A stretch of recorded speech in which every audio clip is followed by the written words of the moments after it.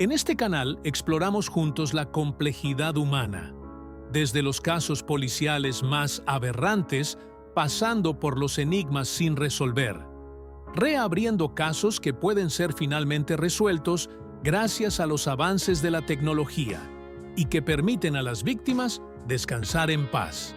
Los invitamos a seguir conectados y a acompañarnos en este viaje diario a los misterios más escalofriantes.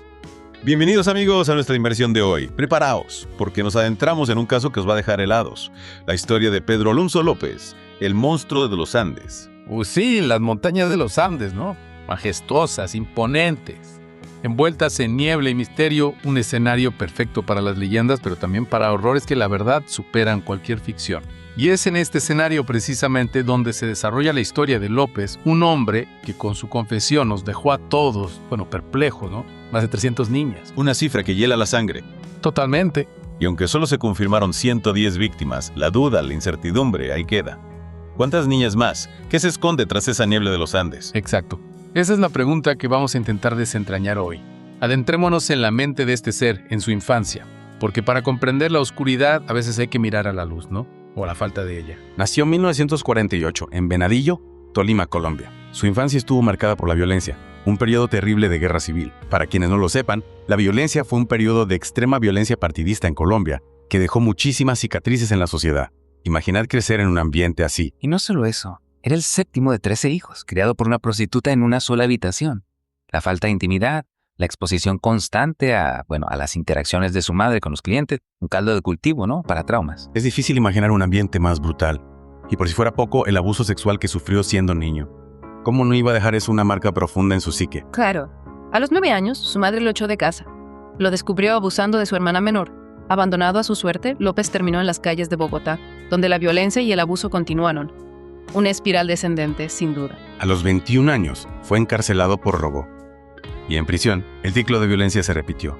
Fue violado por 4 presos. Sí, un evento traumático que, según algunos expertos, pudo ser un punto de inflexión en su vida.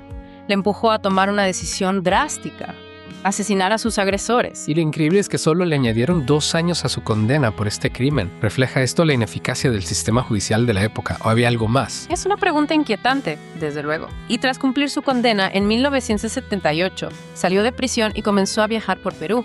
Es aquí donde, según sus propias confesiones, empieza su reinado de terror. Afirmaba haber asesinado a más de 100 niñas indígenas en la región. 100 niñas. Es una cifra difícil de asimilar.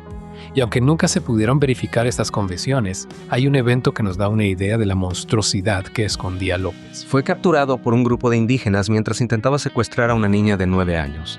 Lo enterraron vivo en la arena. Una muerte lenta y agonizante. Una imagen terrible, ¿verdad? La justicia a manos de la comunidad, movida por la ira y el dolor. Pero una misionera estadounidense lo salvó de ese destino. Convenció a los indígenas para que lo entregaran a las autoridades. Sin embargo, las autoridades peruanas no investigaron a fondo y lo deportaron a Ecuador. Y en Ecuador. En Ecuador la pesadilla continúa. Y en Ecuador. La historia se vuelve aún más oscura, ¿no? Es como si la niebla de los Andes se hubiera condensado en una oscuridad palpable. Las autoridades ecuatorianas empezaron a ver un aumento en las desapariciones de niñas, pero al principio no veían la conexión. Lo atribuían al tráfico de personas. Una explicación que ahora mismo nos hiela la sangre. Claro, es fácil juzgar en retrospectiva, ¿no? Pero entonces nadie imaginaba la magnitud del horror. Y entonces la naturaleza, como queriendo revelar la verdad, desató su furia. Una inundación en Ambato en 1980 desenterró los cuerpos de 4 niñas. Un hallazgo terrible que sacudió a la comunidad, obligando a las autoridades a mirar más allá. Los forenses determinaron que los cuerpos habían sido enterrados, que alguien estaba ocultando sus crímenes. Las pistas apuntaban a un monstruo que se movía entre las sombras. Poco después, la sombra se materializó. López fue capturado en la plaza urbina de Ambato mientras intentaba secuestrar a otra niña. Imagínate, gente paseando, niños jugando y de repente este hombre intentando arrastrar a una niña. Menos mal que la madre reaccionó a tiempo y otros testigos también lo retuvieron hasta que llegó la policía. Al principio, López se mostró tranquilo, indiferente. Se negaba a cooperar. Era como si estuviera protegido por un muro de silencio, ¿no? Un velo que ocultaba sus terribles secretos. Los investigadores, frustrados, se dieron cuenta de que necesitaban otra estrategia para romper ese silencio.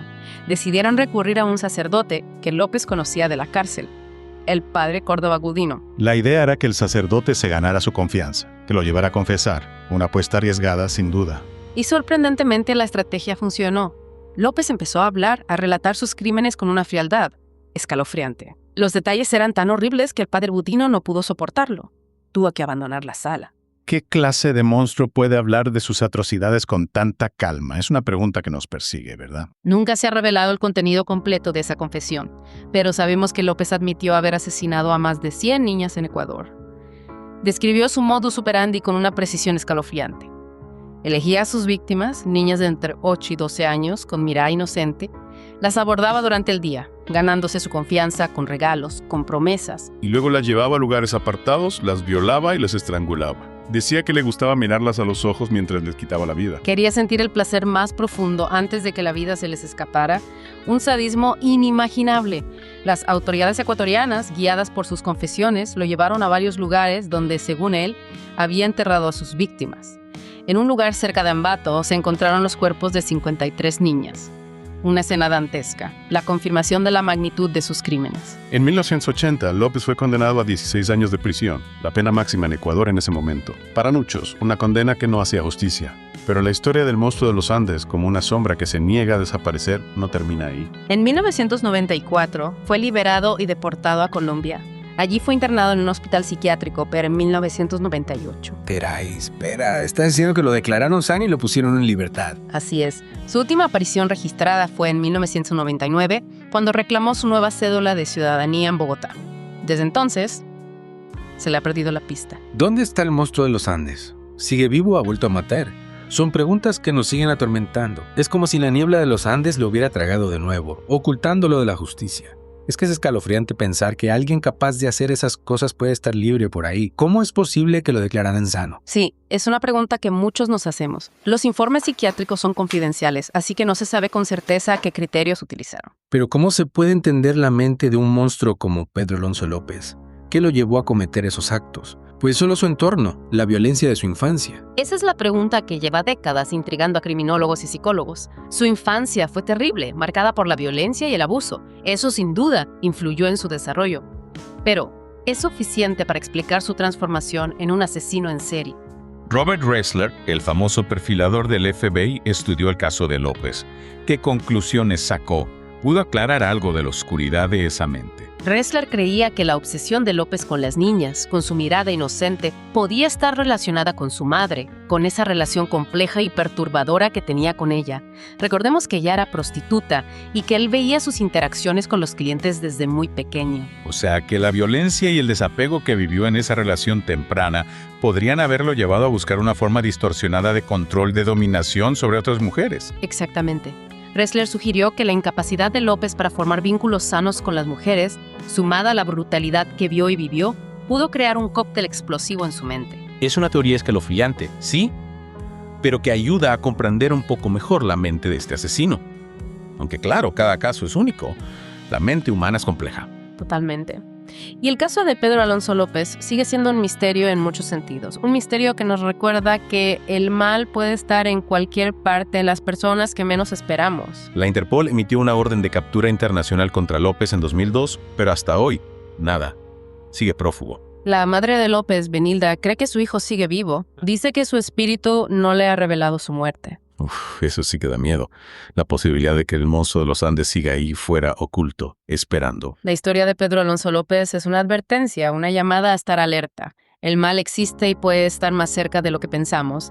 Tenemos que proteger a los más vulnerables. El monstruo de los Andes se esfumó en la niebla, dejando atrás horror y un misterio sin resolver. Su historia nos obliga a reflexionar sobre la naturaleza del mal, sobre las sombras que se esconden en el corazón humano, sobre la importancia de la justicia, aunque a veces parezca que se nos escapa. Totalmente. Amigos, esperamos que esta inmersión en el caso de Pedro Alonso López les haya hecho reflexionar sobre la violencia, sobre la impunidad, sobre la importancia de luchar contra ellas. Hasta la próxima y recuerden, mantengan los ojos abiertos porque la oscuridad puede acechar en cualquier lugar.